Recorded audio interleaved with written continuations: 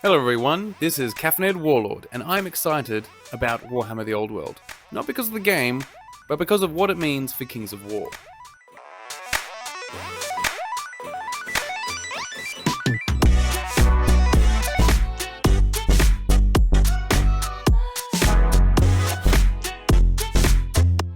So first, a little bit of history to back up this crazy claim. It's not really that crazy. But anyway, Warhammer the Old World is the reincarnation of the former Warhammer Fantasy Battles, and this is a game system that ceased to be supported by Games Workshop in 2015. There was nothing after that. Up until that point, before then, it was the preeminent fantasy wargame, and like Kings of War, units moved around in discrete blocks and square bases in formations, and it had monsters, magic, massive armies. It was really the massed fantasy battle game that it marketed itself as, and it was the fantasy counterpart to Warhammer 40,000. It was big, it was impressive, and it died. The End Times books changed the game and the story at the time, so these were the last things that were revealed. They came with new models, there was a whole big shake-up to everything, and there was a lot of hype for Warhammer Fantasy, and then right at the end, the game was killed. Even the world was killed. The Warhammer world was destroyed, and from those ashes came Age of Sigmar. And this was a skirmish-style fantasy wargame with comparatively lighter rules, especially at the beginning. Now, whether or not you like Age of Sigmar is beside the point. At June 2015, rank and flank wargaming disappeared from the general consciousness. The exposure to new people of rank and flank wargaming went from 1 in 4 people entering a Games Workshop store to 0. So then over the last 8.5 years, there's a whole generation of wargamers that has entered the market without knowing that models could go on square bases, get ranked up, and moved around in little formations, and why this might be actually quite fun compared to just moving your models in any direction you like. Now, this is not to say that rank and flank wargaming died. Ninepence. I'm not dead. What? Nothing. Here's your ninepence. I'm not dead. Here. Obviously, there were little communities of gamers that continued playing whatever edition of Warhammer Fantasy they liked. And some went over to Kings of War, which itself at the time released a whole book called Uncharted Empires that contained rules for armies that matched nearly all of the former Warhammer Fantasy armies, so they could bring them all together. And it really worked. It got a lot of people into Kings of War because they still wanted to play the armies that they had, and then the idea was that they would then, buy Mantic models to make new Mantic armies. And in this time period, this 8.5 years, even new games have sprung up based on the rank and flank idea. They've got some very successful ones, like the Conquest Last Argument of Kings. I haven't seen a game played in Australia, but I know that some people do play it. And then there's others that are not so successful, like Rune Wars, which I didn't even know existed. It just disappeared. It came and went in the time that I wasn't playing rank and flank. Yet, compared to wargaming overall, we're talking like all of wargaming ever, the growth of rank and flank wargaming was really slow. And this is not great considering over the last 8 years, the rest of wargaming has grown exponentially, particularly Warhammer 40k and Age of Sigmar, which you can just find when you take a look at YouTube channels and Instagrams, that the number of professional looking YouTube channels and Instagram posts that are out there is so much greater than it ever used to be, and you've got all kinds of people covering it. It's not just, it really was just mini wargaming and some other smaller channels that were covering these kinds of things, and now there's all kinds in all countries, which is fantastic. So there's a lot of people that can become aware of wargaming overall. While it won't reach the heights of mainstream video games, the overall hobby was growing, yet rank and flank was a bit sidelined by comparison, because it was just not part of that mainstream push where, places like Guerrilla Miniature Wargaming, that he did do rank and flank wargaming on occasional videos. He did some old fantasy ones, he did some Kings of War ones, but the problem always was it just wasn't the main thing that was being pumped out there. And this is all reinforced by the algorithms on these different social media sites as well, because that's what they do. They get things that people want to look at, they find out what people want to look at, and they bring them more and more and more. And so if you're not even get a chance to look at rank and flank wargaming to begin with, how are you going to get any more of that into your brain at all? So what it all meant was that while overall wargaming was growing just slower. And this was because there literally wasn't any major marketing that could hit millions of eyes on a daily basis to sell the concept of rank and flank. So you could be an avid Space Marine collector for a whole decade, and I know people like this, and you only know of the existence of rank and flank as something in the past, something very long ago. It's not something that exists now. And you might never even see pictures of what a rank and flank wargamer might look like, of Kings of War, of Warhammer Fantasy. That just wouldn't be there. But now that is changing. The Great Eye, that is Games Workshop, has returned to rank and flank wargaming. See, in 2019, the Old World project was announced. And then, over the next 5 years, random information was drip-fed out, and it was really only in the last year, in 2023, that the game truly felt like it was actually coming.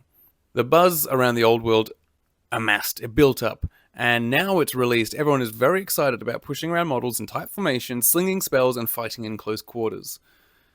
So, for some, and you can kind of sometimes get a sense of this in some discussions among Kings of War players, that they feel directly threatened by the return of Games Workshop, the behemoth, to this small scene.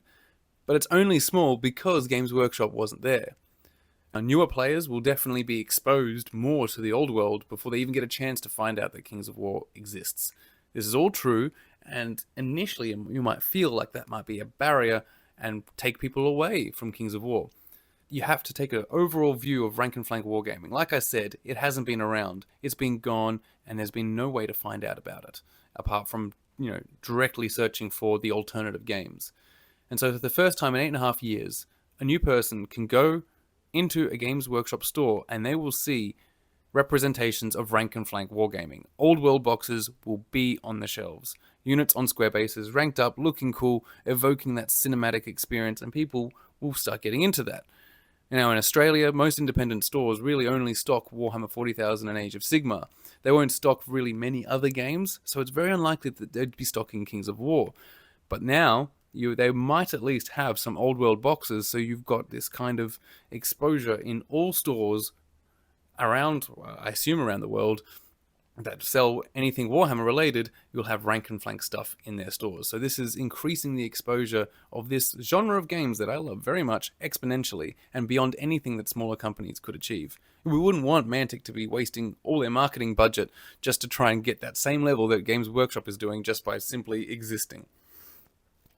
Now, the effect that we get from this over time is that people start looking at what else might be out there. Just like with people that collect skirmish wargames, such as Warhammer 40,000, they'll be looking for maybe something more realistic like Infinity, or more superhero-y like Marvel Crisis Protocol.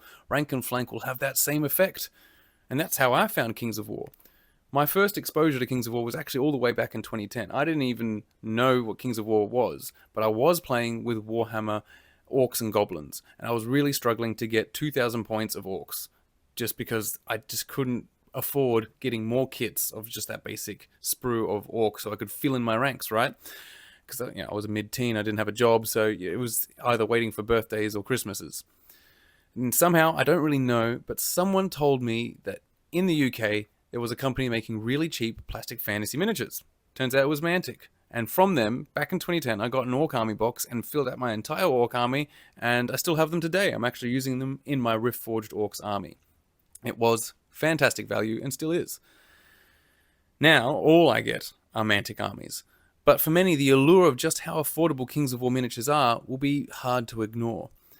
And what's changed between now and back in 2010 was perhaps the old criticism about the Mantic sculpts. Because obviously the very first Mantic miniatures that were releasing, they either limited in sculpts or they were limited in how they could make them. So, the tooling wasn't as good, the sculpting wasn't as good, but they have improved far beyond anything they did back then. And they're at the same standard of nearly all the other companies right now. And that's really the case when you look at the sprues for the Ogres, the Twilight Kin, Night Stalkers, and Northern Alliance. So now there's even more reasons to get Kings of War miniatures, and then just use them in whatever game you like. And then this gets people thinking about the game these miniatures come from, right? Because a lot of the time now, when you order these things, they'll come with a book, like if you get the 2-player starter sets, or it'll come with the booklet you can get for free, which has the rules. And before you know it, they're on the Kings of War Fanatics Facebook group and asking questions about how to get started. And I don't know about you, but I have noticed a steep increase in the number of such posts in the last week of new people just saying, "Oh, I'm just here, and what's a general game, or how do you multi-base?" Really new people, new to the game, and I think it's fantastic. Now, the best part is we're all adults. We can actually play multiple games if we want to, so we shouldn't feel, coveting of our little game here. People can play other games, and so If the old world is successful, then all rank and flank war games will be successful.